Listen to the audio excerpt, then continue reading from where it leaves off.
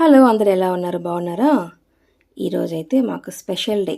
ఎందుకంటే మా ఇంట్లో ఒక ఫ్యామిలీ మెంబర్ అయిన భైరవ్ బర్త్డే ఈరోజు.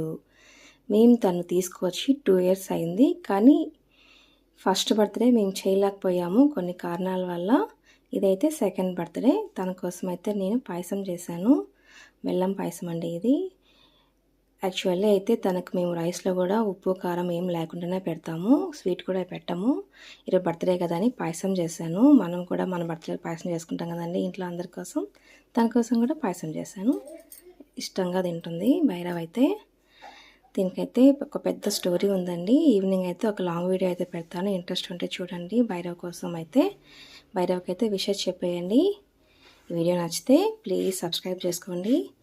భైరవ్ చాలా బాగుంది కదా. దీన్ని అయితే మేము సేలం నుంచి కొనుక్కొచ్చామండి, చాలా ఇష్టంగా. అయితే మాకైతే ఇది 1 ఇయర్